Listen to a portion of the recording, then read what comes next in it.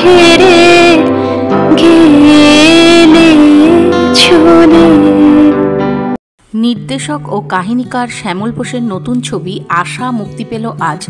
Roselle করের প্রযোজনায় এই ছবিতে অভিনয় করেছেন দোলন রায়, সুপ্রিয় দত্ত, দিগন্ত বাগচি, বুদ্ধদেব ভট্টাচার্য, রুমেলা কর, দীপ চ্যাটার্জি, অভিষেক সাহা, মেঘা ও শ্যামল বোসের অভিনয়ে দর্শকদের নজর কেড়েছে। এই ছবিতে অতিথি হিসেবে বিশেষ চরিত্রে অভিনয় করেছেন সুরেশ শেঠিয়া, সৌরভ বোস, ডক্টর সীমা চক্রবর্তী ও ডক্টর প্রদীপ ঘোষাল সহ অন্যান্যরা। আজ নিউ টাউনের নজরুল তীর্থে ছবি শুভমুক্তি হলো।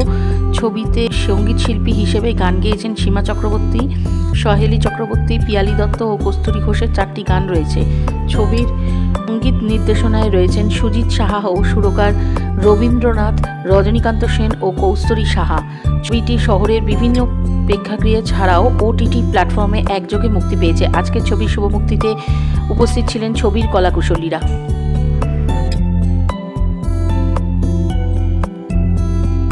বেড়ে চলেছে, সেক্ষেত্রে ভালো। এটা বাংলা ছবির ক্ষেত্রে ছবির গল্প একটা সামাজিক গল্প, একটি মেয়ের জীবনকে কেন্দ্র করে সুজাতা চরিত্রটার নাম রুমেলা করেছে, বেশ ভালো করেছে। এছাড়া ছবিতে আরো অনেকে অভিনয় করেছে, দিগন্ত বাগচি, সুপ্রিয় দত্ত, দোলন রায়, বুদ্ধদেব ভট্টাচার্য। এছাড়া রুমেলা, দীপ, এরা দুজন লিড ক্যারেক্টার করেছে। তাছাড়া প্রেমিকা, রাম, আরো অনেকে, অগ্নিকন্যা, এরকম আরো অনেক ছেলে মেয়ে, নতুন ছেলে মেয়ে কাজ করেছে, তারা খুব ভালো করেছে। সুজিত সুর করেছে এবং ছবিতে 4টে গান আছে, একটা রবীন্দ্রসঙ্গীত, একটা রজনীকান্তের গান, 2টো গান, এছাড়া 2টো রোমান্টিক গান। সেই 4টে গান গেয়েছে কৌশানী, পিয়ালি, সহেলি এবং ডক্টর সীমা চক্রবর্তী। ভীষণ ভালো গান হয়েছে। ছবির গল্প এবং অভিনয় প্রত্যেকের এত ভালো হয়েছে, আশা করি দর্শক ছবিটা দেখে আনন্দ পাবে এবং আমার ধারণা দর্শক খুব ছবিটাকে গ্রহণ করবে। এছাড়া যেটা বলার কথা, অনেক নতুন ছেলে মেয়ে অভিনয় করেছে, আপনারাও চেষ্টা করবেন তারা যেন পরবর্তীতে ভবিষ্যতে এই ইন্ডাস্ট্রিতে নিজেদেরকে প্রমাণ করতে পারে এই ছবির মাধ্যমে, সেটাও আমার ইচ্ছা। আশা করি আপনারাও সবাই ভালো থাকবেন, আমার ছবিরও প্রচার ভালো হবে, সবাই খুশি। ফার্স্ট মুভি খুব ভালো লাগছে, মানে উনি খুবই খুবই ভালো ডিরেক্টর আর খুব ভালো মানুষ। ওনার নির্দেশনায় সবকটা বই আমি দেখেছি, খুব ভালো হয়েছে এবং এটা একটি পারিবারিক ফিল্ম, মানে একটু অন্য রকমের মুভি, দেখলে আপনাদের সবার ভালো লাগবে, কিন্তু দর্শকদের আশীর্বাদ আর তাদের ভালোবাসা সবচেয়ে বেশি প্রয়োজন। এটা আজকে আপনার বজ্রেশ্বরে পাচ্ছে, আপনার রবীন্দ্র মঞ্চতে পাচ্ছে, নজরুলতে পাচ্ছে, আর নেক্সট উইক থেকে আরো কতগুলো হলে পাওয়া যাবে।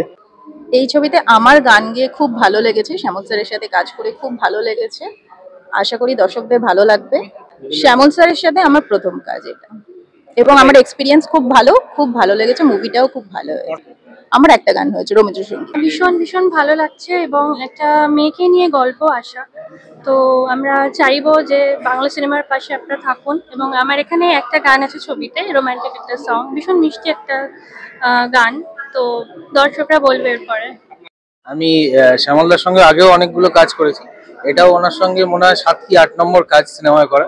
আমি মিউজিক ডিরেকশন করি, তো মিউজিক ডিরেক্টর, এটাই আমার পরিচয়।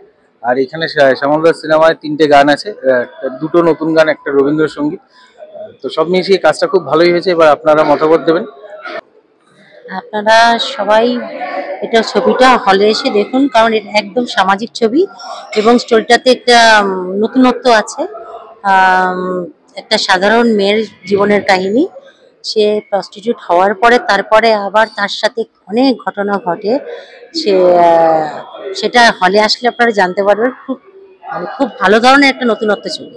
দর্শকদের বার্তা দেবো যে এই ছবিটা দেখুন, যারা প্রস্টিটিউট কি কোনো মানে ভুলবশত কোনো কারোর শিকার হয়ে গিয়ে যদি কেউ ওরকম খারাপ জায়গায় যায়, সেখান থেকে যে তার জীবন শেষ এমনটা নয়।